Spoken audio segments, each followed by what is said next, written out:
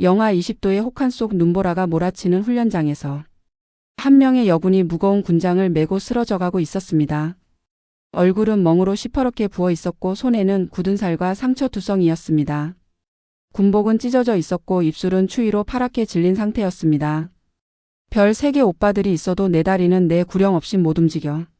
악독한 목소리가 눈보라 속에서 울려 퍼졌습니다. 32살 박성철 상사의 목소리는 빙판처럼 차갑고 잔혹했습니다. 주변의 병사들은 숨죽이며 이 광경을 지켜볼 뿐이었습니다.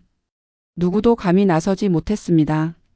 두려움이 훈련장 전체를 지배하고 있었습니다. 그 순간 하늘에서 헬리콥터 소리가 들려왔습니다. 눈보라를 뚫고 나타난 군용 헬기 그리고 그 안에서 내린 3명의 고위 장교들. 과연 무슨 일이 벌어지는 걸까요? 한 효녀가 겪은 지옥 같은 나날들 그리고 그를 구원한 놀라운 반전. 가족의 이름에 기대지 않으려 했던 한 여성이 결국 깨달은 진정한 강함의 의미. 여러분이라면 이런 상황에서 어떻게 하셨을까요? 지금부터 그 감동적인 이야기를 들려드리겠습니다. 지금 구독, 좋아요, 알림 설정까지 해두시면 무료로 하루 한 편 웃음과 눈물이 있는 사연이 매일 배달됩니다. 그럼 이야기 시작하겠습니다. 한유나는 26살이었습니다.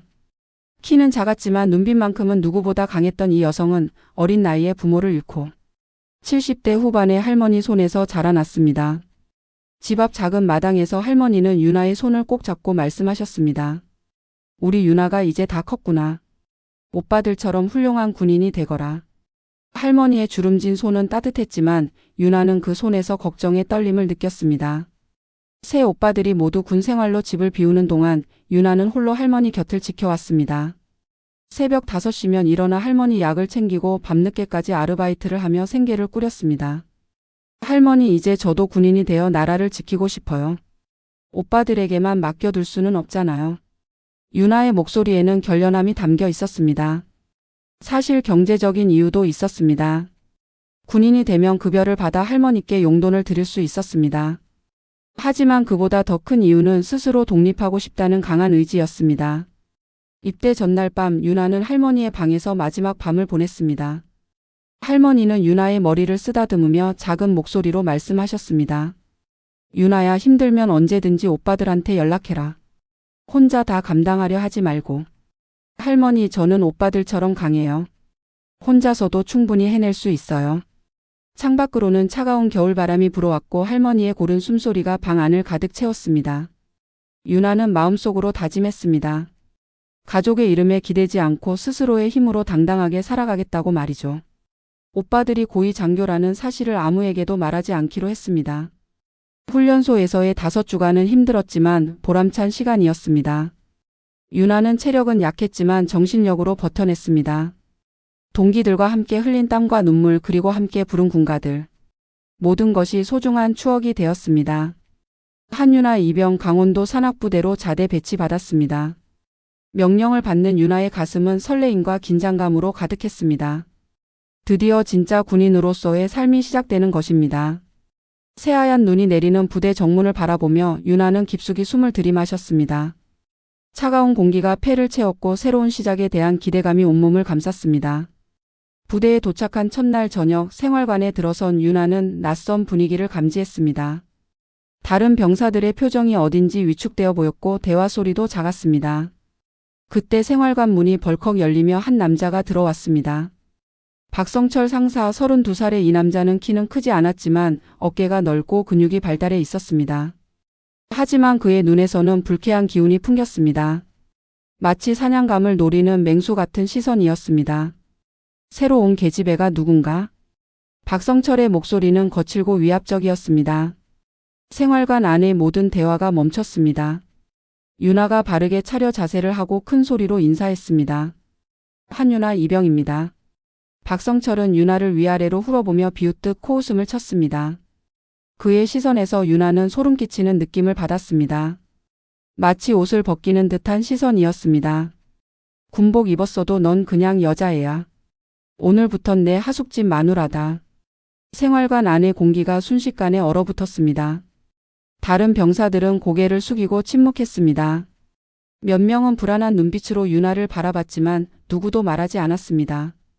이미 이런 상황에 익숙해져 있는 것처럼 보였습니다. 유나의 얼굴이 하얗게 질렸습니다. 심장이 빠르게 뛰기 시작했고 손바닥에 식은땀이 났습니다. 하지만 꾹 참고 견뎠습니다. 마음속에서는 분노의 불꽃이 타올랐지만 가족 이름에 기대지 않겠다는 자존심이 그를 붙잡았습니다. 대답 안 해? 못 들었나? 박성철이 한 발짝 더 다가왔습니다. 그의 입에서는 술 냄새가 났습니다. 유나는 뒤로 물러서고 싶었지만 벽에 등이 닿았습니다. 알겠습니다. 유나는 간신히 대답했습니다. 목소리는 떨렸지만 눈빛만큼은 굴복하지 않았습니다. 그래, 그렇게 고분고분해야지. 내일부터 일과 시작 전에 내 군화 닦는 걸로 시작한다.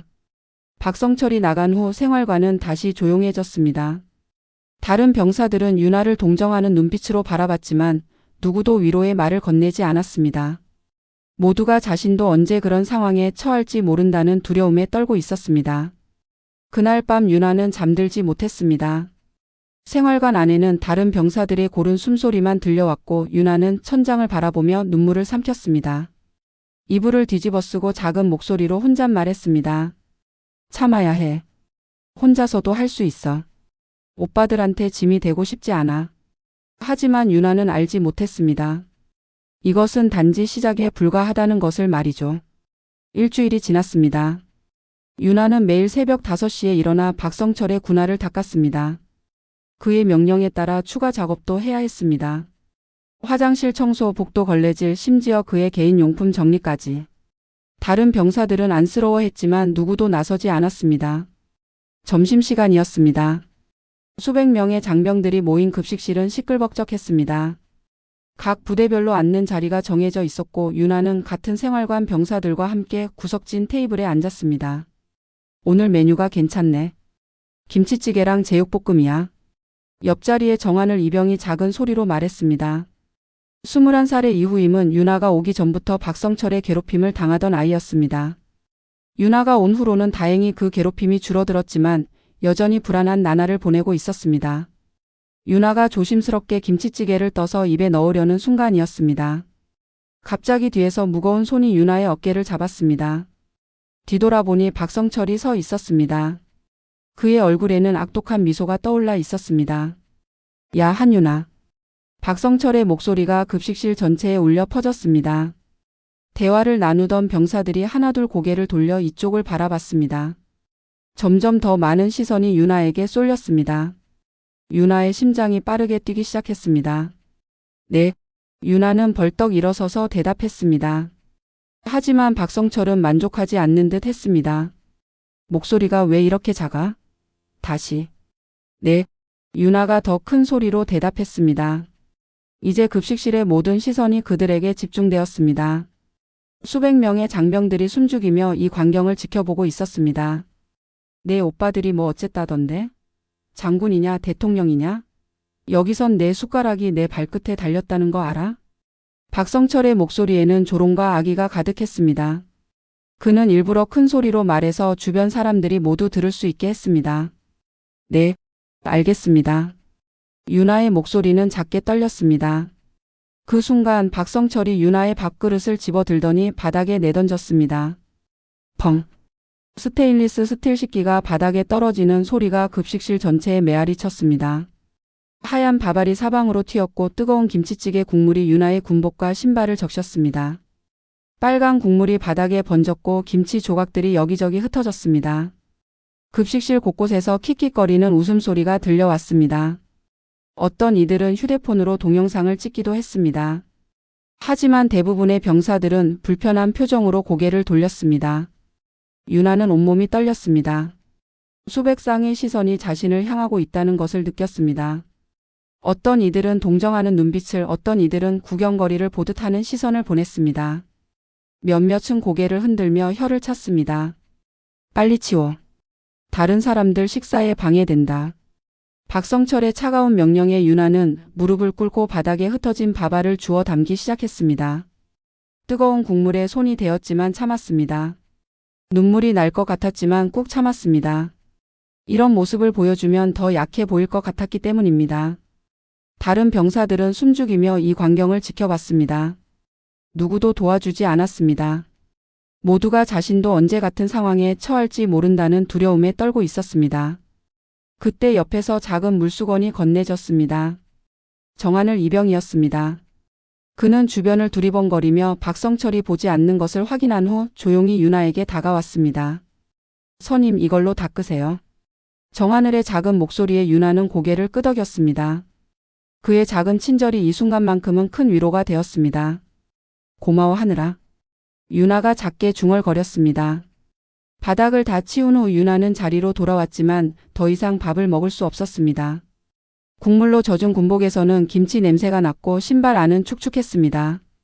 그날 오후 내내 다른 병사들의 시선이 따가웠습니다. 어떤 이들은 동정하는 눈빛을, 어떤 이들은 호기심 어린 시선을 보냈습니다. 유나는 고개를 들고 당당하게 거드려 노력했지만 마음속은 상처로 가득했습니다.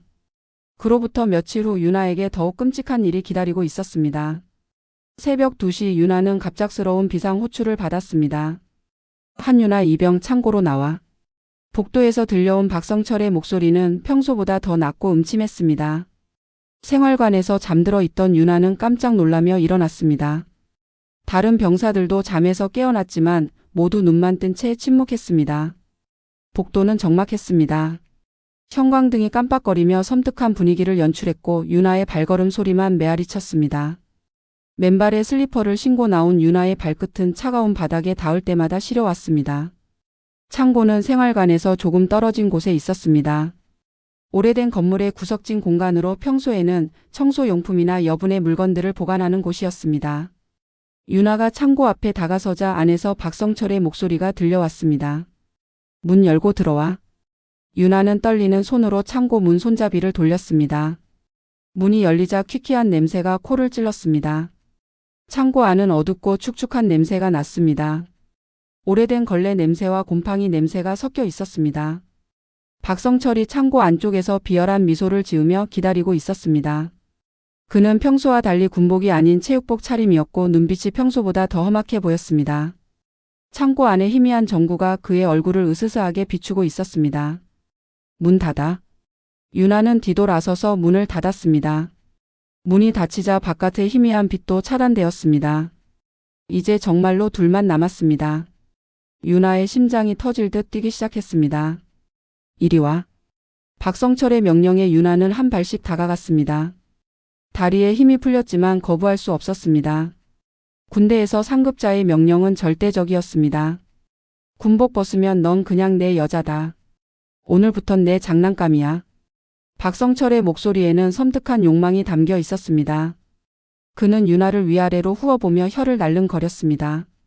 유나는 온몸에 소름이 돋았습니다. 심장이 터질 듯 빠르게 뛰었고 다리에 힘이 풀렸습니다. 제발. 그러지 마세요. 저는. 유나의 목소리는 떨렸습니다. 하지만 박성철은 그런 유나의 모습을 보며 더욱 흥미를 느끼는 것 같았습니다. 제발? 하하, 귀엽네. 군기가 뭔지 몸으로 새겨줄까? 박성철이 한 발씩 다가왔습니다. 유나는 벽에 등을 대고 움츠러들었습니다. 차가운 벽의 촉감이 등을 통해 전해졌습니다. 도망칠 곳이 없었습니다. 그 순간 유나는 주머니 속 녹음기를 떠올렸습니다. 평소에 영어 공부를 위해 가지고 다니던 작은 녹음기였습니다. 떨리는 손으로 몰래 녹음 버튼을 눌렀습니다. 작은 빨간 불빛이 깜빡였지만 어둠 속에서는 보이지 않았습니다. 여기서 소리 질러봐야 아무도 안 들려. 이 시간에 누가 돌아다니겠어? 박성철이 점점 가까이 다가왔습니다. 그의 입에서는 술 냄새가 진동했습니다. 유나는 온몸이 얼어붙은 듯 움직일 수 없었습니다. 내 오빠들이 뭐 어쨌다고? 여기선 내가 왕이야. 내가 법이고 규칙이라고. 박성철의 손이 유나의 어깨에 올려졌습니다. 유나는 몸서리를 쳤습니다. 그때 갑자기 창고 밖에서 발소리가 들려왔습니다. 상사님, 어디 계세요? 다른 부사관의 목소리였습니다. 박성철의 얼굴이 순간 굳어졌습니다. 그는 유나를 놓아주며 혀를 찼습니다. 오늘은 운이 좋네. 다음에는 방해받지 않을 거야. 박성철이 창고 문을 열고 나가며 마지막으로 말했습니다. 입 한 번 잘못 놀리면 어떻게 되는지 알지? 내 후임들이 어떻게 될지도 생각해봐. 유나는 창고에 혼자 남았습니다. 온몸이 떨렸고 식은땀이 등을 타고 흘러내렸습니다. 하지만 주머니 속 녹음기를 만지며 다짐했습니다. 언젠가는 이 증거로 정의를 실현하겠다고 말이죠. 생활관으로 돌아가는 길 유나는 복도 구석에서 잠시 멈춰 서서 눈물을 닦았습니다. 다른 병사들에게 이런 모습을 보여주고 싶지 않았기 때문입니다. 하지만 마음속 깊은 곳에서는 절망감이 올라왔습니다. 과연 언제까지 이런 일들을 견딜 수 있을까요? 일주일이 더 지났습니다. 박성철의 괴롭힘은 날이 갈수록 심해졌습니다. 추가 작업은 기본이었고 틈만 나면 유나를 괴롭혔습니다. 다른 병사들 앞에서 모욕을 주는 일도 잦아졌습니다. 어느 목요일 오후 유나에게 면회 소식이 전해졌습니다. 한유나 이병 면회 나왔어요. 행정반에서 온 병사가 알려주었습니다. 유나는 깜짝 놀랐습니다. 미리 연락을 받지 못했기 때문입니다. 서둘러 면회복을 입고 면회실로 향했습니다. 면회실 문을 열고 들어서자 익숙한 뒷모습이 보였습니다. 막내 오빠 한도윤 중령이었습니다. 34살의 도윤은 공군 정보장교로 세 오빠 중에서 유나와 나이 차이가 가장 적어 어릴 때부터 가장 친했던 사이였습니다. 오빠. 유나이 반갑게 부르며 다가갔습니다. 도윤이 뒤돌아서는 순간 그의 얼굴이 굳어졌습니다. 유나의 얼굴에는 멍이 들어 있었습니다. 오른쪽 눈 아래쪽이 시퍼렇게 부어 있었고 입가에도 작은 상처가 있었습니다. 손등에는 붉은 상처들이 가득했습니다. 유나야, 이게 뭐야? 얼굴에 이게 뭔데? 도윤의 목소리에는 걱정과 분노가 섞여 있었습니다. 그는 유나의 얼굴을 자세히 살펴봤습니다. 멍은 며칠 된 것 같았고 상처들도 여러 개였습니다. 괜찮아 오빠. 훈련 중에 실수로. 그냥 부딪힌 거야. 유나는 억지로 미소를 지으며 거짓말했습니다. 하지만 도윤의 예리한 눈은 유나의 거짓말을 간파했습니다. 그는 유나의 손을 잡아 살펴봤습니다. 손등과 손목에 새로 생긴 상처들 그리고 굳은 살들이 도윤의 마음을 아프게 했습니다. 유나야, 오빠한테 거짓말하지 마. 이게 단순한 훈련 부상이 아니란 걸 내가 모를 줄 알아? 누가 그랬어? 도윤의 목소리는 점점 단호해졌습니다. 그의 눈에서는 분노의 불꽃이 타오르기 시작했습니다. 정말 아무것도 아니야, 오빠. 걱정하지 마. 나 이제 강해졌어. 혼자서도 잘 할 수 있어. 유나는 계속 거짓말을 했습니다. 오빠들에게 걱정을 끼치고 싶지 않았고 더욱이 가족의 힘을 빌리고 싶지 않았습니다. 어디서 출장 오는 길이야? 유나가 화제를 돌리려 했지만 도윤은 계속 의심스러운 눈빛으로 유나를 바라봤습니다. 근처 공군기지에서 회의가 있어서. 유나야, 정말 괜찮은 거지? 힘든 일 있으면 언제든지 연락해. 오빠들이 다 도와줄 수 있어. 오빠, 나는 오빠들처럼 강해. 혼자서도 충분해. 바로 그때였습니다. 면회실 문이 벌컥 열리며 박성철이 들어왔습니다. 그는 일부러 면회 시간을 확인하고 나타난 것이었습니다. 유나를 보는 순간 도윤의 얼굴이 더욱 굳어졌습니다. 면회 시간이 다 끝나가네요. 가족이 와도 달라지는 거 없어요. 여기선 내 말이 굶기거든요. 박성철의 오만한 태도와 말투에 도윤의 주먹이 불끈 쥐어졌습니다. 그의 턱 근육이 팽팽하게 당겨졌고 눈에서는 차가운 분노가 번득였습니다. 하지만 동생 앞에서 신분을 드러낼 수는 없었습니다. 유나의 자존심을 지켜주고 싶었습니다. 알겠습니다. 도윤은 간신히 참으며 대답했습니다. 하지만 그의 목소리에는 억눌린 분노가 담겨 있었습니다. 박성철은 도윤을 위아래로 훑어보며 비웃었습니다. 형평 괜찮은 집 아들 같은데? 그래도 여기서는 소용없어요. 누가 오빠든 상관없이 여기서는 내 말이 법이니까. 그 말을 들은 도윤은 더 이상 참을 수 없었습니다. 하지만 유나를 위해 꾹 참았습니다. 대신 조용히 구석에 서 있던 정하늘 이병에게 다가갔습니다. 정하늘은 박성철의 눈치를 보며 불안해하고 있었습니다. 도윤은 작은 쪽지를 정하늘의 손에 쥐어주며 작은 목소리로 말했습니다. 위험하면 곧바로 내게 연락해. 이 번호로. 꼭이야. 정하늘은 놀란 눈으로 도윤을 바라봤습니다. 그리고 고개를 끄덕였습니다. 유나야, 몸 조심하고. 뭔 일 있으면 꼭 연락해. 도윤이 유나를 꽉 안아주며 말했습니다. 그의 품에서 유나는 잠깐이나마 안전함을 느꼈습니다. 면회를 마치고 부대를 나서는 도윤의 마음은 분노와 걱정으로 가득했습니다. 차 안에 앉은 도윤은 핸들을 꽉 쥐고 분노를 삼켰습니다. 그리고 즉시 형들에게 전화를 걸었습니다. 태식 형, 준호 형. 긴급하게 만나야겠어요. 유나한테 뭔가 심각한 일이 일어나고 있어요. 전화기 너머로 두 형의 목소리가 단호하게 들려왔습니다. 지금 어디야? 바로 온다. 증거를 수집해야겠어. 당장 만나자. 며칠 뒤 부대에서는 혹한기 훈련이 시작되었습니다. 강원도 산악지대의 겨울은 혹독했습니다. 영하 20도의 매서운 추위 속에서 병사들은 무거운 군장을 메고 장거리 행군을 해야 했습니다. 새벽 5시 훈련장에는 이미 병사들이 직결해 있었습니다. 하얀 입김이 공중에 피어올랐고 땅은 얼어서 딱딱했습니다. 유나도 다른 병사들과 함께 줄을 서 있었습니다. 그의 얼굴은 추위로 빨갛게 변해 있었고 손끝은 이미 감각이 없었습니다. 오늘은 15km 완전 무장 행군이다. 박성철의 목소리가 훈련장에 울려 퍼졌습니다. 병사들은 긴장한 표정으로 그의 말을 들었습니다. 한유나. 갑자기 유나의 이름이 불렸습니다. 모든 병사들의 시선이 유나에게 쏠렸습니다. 선두로 나가. 유나는 깜짝 놀랐습니다. 보통 행군에서 선두는 체력이 좋은 남자 병사들이 담당했습니다. 하지만 거부할 수 없었습니다. 네. 유나가 대답하고 맨 앞으로 나서자 박성철이 비웃듯 말했습니다. 오늘은 특별히 여자가 선두를 맡는다. 별 3개 오빠들이 있다면서? 그럼 오빠들처럼 잘 해봐야지. 다른 병사들은 불안한 눈빛으로 유나를 바라봤습니다. 모두가 이것이 단순한 훈련이 아니라는 것을 알았습니다. 유나는 이미 다른 병사들보다 무거운 장비를 메고 있었습니다. 박성철이 일부러 추가 장비를 메게 한 것이었습니다. 무전기, 추가 탄약, 의료용품까지. 총 무게는 30kg이 넘었습니다. 출발. 박성철의 명령과 함께 행군이 시작되었습니다. 유나는 가장 앞에서 뛰기 시작했습니다. 처음에는 괜찮았지만 시간이 지날수록 힘들어졌습니다. 빨리 뛰어. 뒤에 병사들이 기다리고 있어. 박성철이 유나를 재촉했습니다. 유나는 이를 악물고 속도를 높였습니다. 차가운 공기가 폐를 찔렀고 다리 근육은 점점 경직되어 갔습니다. 1시간이 지났습니다. 유나의 얼굴은 창백해졌고 입술은 파랗게 변했습니다. 하지만 멈출 수 없었습니다. 뒤에서 박성철이 계속 재촉했기 때문입니다.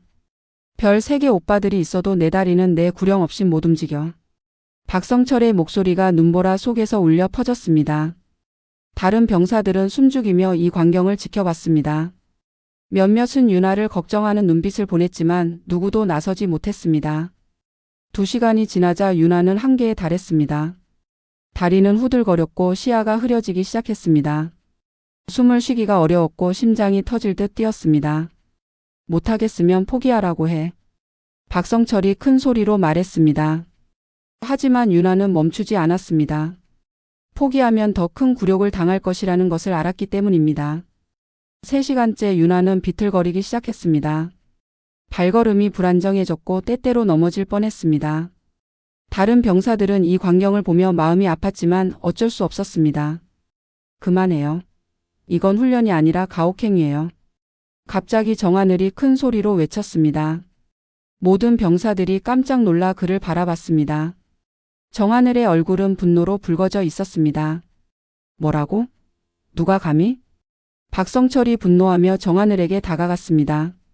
하지만 그 순간 유나가 눈 위에 쓰러졌습니다. 쿵. 유나의 작은 몸이 하얀 눈 위에 힘없이 쓰러졌습니다. 무거운 군장이 그의 몸을 짓눌렀고 얼굴은 창백해져 있었습니다. 입술은 파랗게 질렸고 의식을 잃은 것 같았습니다. 선임. 정하늘이 유나에게 달려갔습니다. 다른 병사들도 하나둘 모여들었습니다. 유나의 호흡은 약했고 맥박도 불규칙했습니다. 의무실로 옮겨요. 누군가가 외쳤습니다. 몇몇 병사들이 유나를 들어 올렸습니다. 하얀 눈 위에 유나의 작은 몸이 쓰러져 있는 모습을 보며 많은 병사들의 눈에서 눈물이 흘러내렸습니다. 하지만 박성철은 전혀 죄책감을 느끼지 않는 것 같았습니다. 오히려 비웃기만 했습니다. 약한 건 어쩔 수 없지. 군인이 되려면 이 정도는 견뎌야 하는 거 아냐? 그의 말에 다른 병사들은 분노했지만 감히 대들 수는 없었습니다. 모두가 무력감에 휩싸였습니다. 의무실에서 깨어난 윤아를 본 정하늘은 더 이상 견딜 수 없었습니다. 윤아는 링거를 맞고 있었고 얼굴은 여전히 창백했습니다. 의무병은 걱정스러운 표정으로 윤아의 상태를 체크했습니다. 체온이 너무 떨어져서 위험했어요. 조금만 늦었으면 큰일 날 뻔했어요. 의무병의 말을 들은 정하늘은 주먹을 꽉 쥐었습니다. 더 이상 이런 일이 계속될 수는 없었습니다. 그날 밤 정하늘은 떨리는 손으로 도윤 중령에게 전화를 걸었습니다. 생활관에서 몰래 나와 공중전화 부스에서 전화를 건 것이었습니다. 여보세요? 도윤의 목소리가 들려왔습니다. 중령님, 저는 정하늘 이병입니다. 면회 때 명함을 주셨던. 하늘이. 무슨 일이야? 이 늦은 시간에? 중령님, 한윤아 선임이 정말 위험해요. 오늘 혹한기 훈련에서 쓰러졌어요. 박 상사가 계속. 정하늘의 떨리는 목소리로 상황을 듣던 도윤의 얼굴이 점점 굳어졌습니다. 혹한기 훈련에서의 가혹행위, 계속되는 괴롭힘, 그리고 오늘 있었던 일까지. 자세히 말해줘. 처음부터 끝까지. 도윤의 목소리는 차갑게 변했습니다. 정하늘은 지금까지 본 모든 것들을 자세히 설명했습니다. 식당에서의 모욕, 한밤중 창고 사건, 그리고 오늘의 가혹한 훈련까지. 전화를 끄는 도윤은 즉시 형들에게 연락했습니다. 서울의 한 작전실에서 세 형제가 긴급하게 모였습니다. 마청 한태식 준장은 평소보다 더 차가운 표정이었습니다. 그의 턱은 단단히 굳어 있었고 눈에서는 분노의 불꽃이 타오르고 있었습니다. 이 자식들을 반드시 법정에 세우겠다. 둘째 한준호 대령은 이미 관련 법규를 찾아보고 있었습니다. 그는 법무관 출신답게 차근차근 법적 근거를 정리하고 있었습니다. 군법 제47조 가혹행위, 제48조 성적 위협, 제49조 인격모독. 모든 조항이 적용된다. 최소 5년은 실형이야. 준호의 목소리에는 차가운 분노가 담겨 있었습니다. 평소 냉정한 그도 동생 일에는 감정을 숨길 수 없었습니다. 헬기 준비해. 지금 당장 출발한다. 태식의 한마디에 모든 것이 결정되었습니다. 세 형제는 즉시 행동에 나섰습니다. 그들의 얼굴에는 결의가 가득했습니다. 윤아가 혼자 버티려 했던 건 알겠어. 하지만 이제는 우리가 나설 때야. 도윤이 말했습니다. 형들도 고개를 끄덕였습니다. 가족이라는 게 이런 거야. 혼자 감당할 수 없을 때 함께 서주는 거. 준호가 차분히 말했습니다. 내일 새벽 첫 헬기로 출발한다. 모든 증거를 수집했고 헌병대도 대기시켜뒀어. 태식이 단호하게 말했습니다. 세 형제의 마음은 하나였습니다. 동생을 구하겠다는 결의로 가득했습니다. 한편 부대에서는 윤아가 의무실에서 하룻밤을 보냈습니다. 링거를 맞으며 조금씩 회복되고 있었지만 마음의 상처는 깊었습니다. 선임 괜찮아요? 정하늘이 조심스럽게 물었습니다. 고마워 하늘아. 내가 있어서 정말 다행이야. 윤아가 약한 목소리로 말했습니다. 하지만 그의 눈에서는 여전히 굴복하지 않는 의지가 느껴졌습니다. 선임 더 이상 혼자 버티지 마세요. 도움을 요청하는 것도 용기예요. 정하늘의 말에 윤아는 잠시 생각에 잠겼습니다. 과연 혼자서만 해결하려는 것이 옳은 일일까요? 다음 날 오후 혹한기 훈련이 한창일 때였습니다. 윤아는 의무실에서 나와 다시 훈련에 참여하고 있었습니다. 박성철은 어제 일로 더욱 악랄해져서 윤아를 더욱 괴롭혔습니다. 어제 쓰러진 게 자랑이야? 오늘은 더 열심히 해봐. 훈련장은 여전히 혹독했습니다. 눈보라가 몰아치고 바람은 칼날처럼 차가웠습니다. 병사들은 모두 추위에 떨며 훈련을 받고 있었습니다. 그때였습니다. 멀리서 작은 소리가 들려왔습니다. 처음에는 바람 소리인 줄 알았지만 점점 가까워져 왔습니다. 드르르르. 헬리콥터 소리였습니다. 모든 병사들이 하늘을 올려다봤습니다. 눈보라를 뚫고 검은색 군용 헬기가 나타났습니다. 저게 뭐야? 헬기가 왜 여기에? 병사들이 웅성거렸습니다. 박성철도 당황한 표정으로 하늘을 바라봤습니다. 예정에 없던 헬기 방문이었습니다. 헬기는 점점 낮게 날아오더니 훈련장 한가운데 착륙하기 시작했습니다. 로터가 돌아가며 눈가루를 사방으로 날렸고 엄청난 소음이 훈련장을 가득 채웠습니다. 모두 뒤로 물러서. 누군가가 외쳤습니다. 병사들은 헬기에서 조금 떨어진 곳으로 이동했습니다. 모두들 긴장한 표정으로 헬기를 바라봤습니다. 엔진이 꺼지고 로터가 멈추자 헬기 문이 열렸습니다. 그리고 정복을 입은 3명의 장교가 차례로 내렸습니다. 맨 앞에 선 장교는 키가 크고 어깨가 넓었습니다. 그의 어깨에는 별이 3개 달려 있었습니다. 준장이었습니다. 그 뒤를 따르는 2명의 장교도 고위직임을 한눈에 알 수 있었습니다. 병사들의 얼굴이 하나둘 얼어붙기 시작했습니다.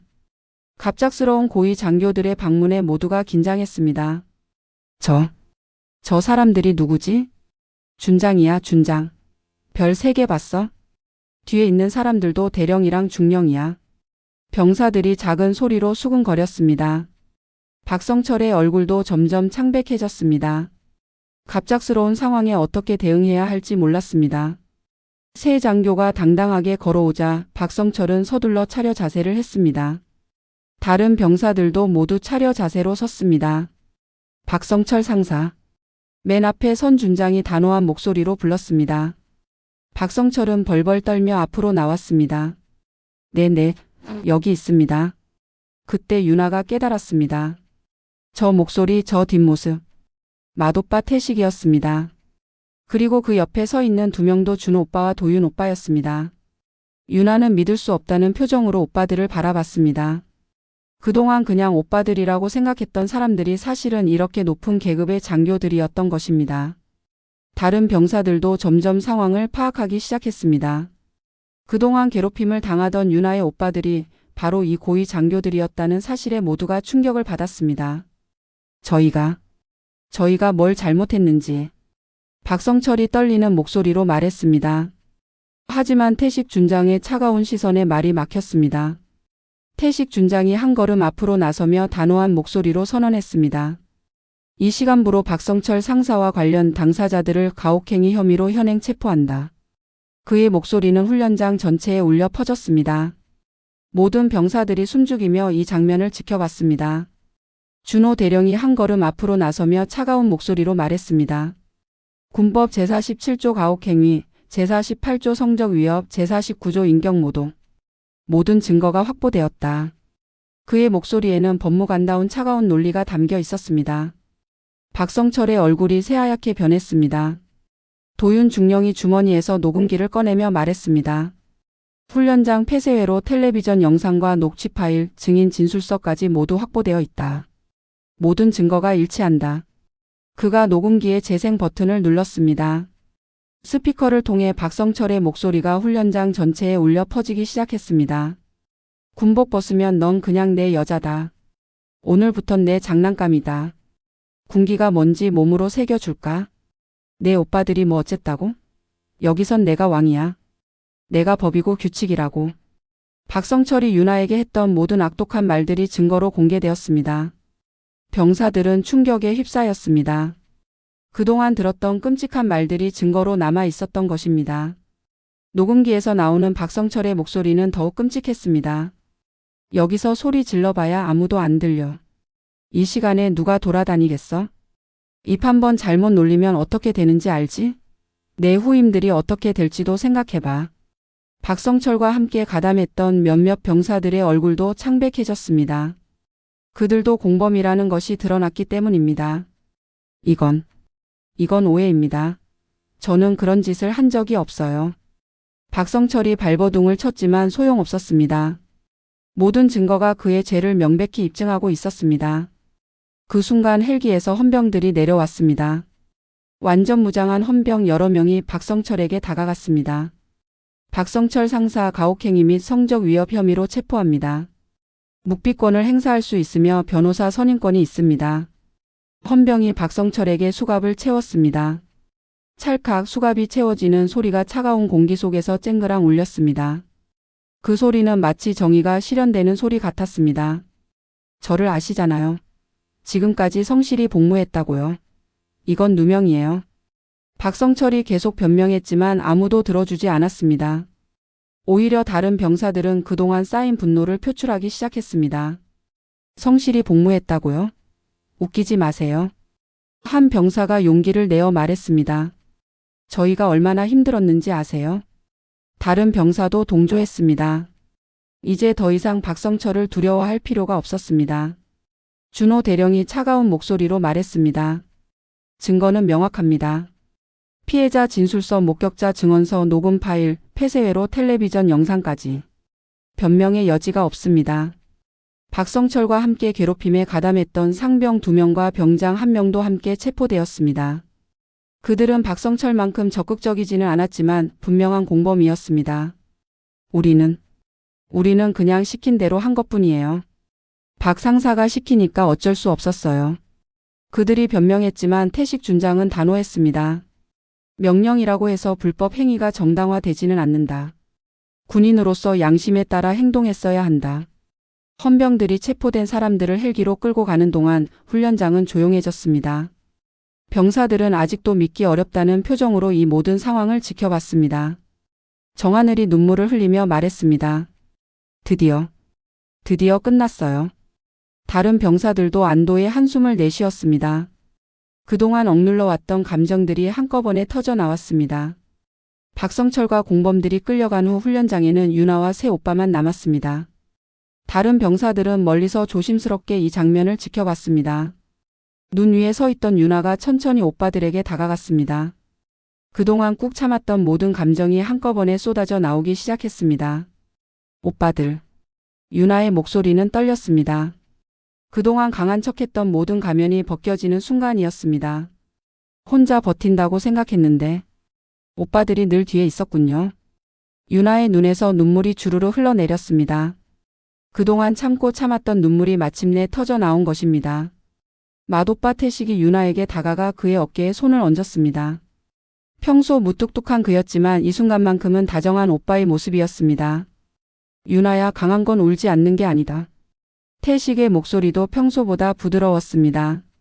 고통 속에서도 진실을 지켜내고 끝까지 포기하지 않은 내가 진짜 강하다. 오빠가 자랑스럽다. 둘째 오빠 준호도 유나 앞에 다가섰습니다. 평소 차가운 그의 얼굴에도 감정이 드러나 있었습니다. 유나야, 법으로도 정의로도 반드시 책임을 묻겠다. 이런 일은 다시는 일어나지 않을 거야. 준호의 목소리에는 확신이 담겨 있었습니다. 그는 이미 머릿속으로 법적 절차를 정리하고 있었습니다. 막내 오빠 도윤이 유나의 손을 잡으며 말했습니다. 유나야, 내가 버틴 시간 덕분에 많은 후임들이 구원받았다. 내가 증거를 모으고 끝까지 참아낸 덕분이야. 도윤의 목소리에는 진심 어린 고마움이 담겨 있었습니다. 혼자 견디느라 얼마나 힘들었을까. 미안하다 유나야. 우리가 더 빨리 알았어야 했는데. 새 오빠의 말을 들으며 유나는 더욱 울음을 터뜨렸습니다. 그동안 혼자 감당하려 했던 무거운 짐이 이제야 내려놓아지는 기분이었습니다. 저는 오빠들에게 짐이 되고 싶지 않았어요. 혼자서도 할 수 있다는 걸 보여주고 싶었어요. 유나가 흐느끼며 말했습니다. 가족 이름에 기대고 싶지 않았어요. 한유나라는 이름으로 당당하게 살고 싶었어요. 태식이 유나를 꽉 안아주며 말했습니다. 바보야. 가족이라는 건 기댈 대상이 아니야. 함께 서 있는 든든한 버팀목이지. 준호도 동조했습니다. 우리는 내가 약해서 도와주는 게 아니야. 내가 소중해서 지켜주는 거야. 그게 가족이야. 도윤이 유나의 머리를 쓰다듬으며 말했습니다. 혼자 해결하려는 것도 용기지만 도움을 요청하는 것도 용기야. 더 큰 용기일 수도 있어.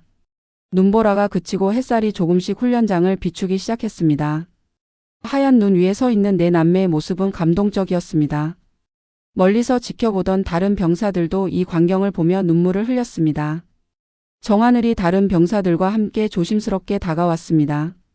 선임 고생 많으셨어요. 정말 대단해요. 다른 병사들도 하나둘 다가와 유나에게 고마움을 표했습니다. 선임 덕분에 우리도 구원받았어요. 이제 편하게 군 생활할 수 있을 것 같아요.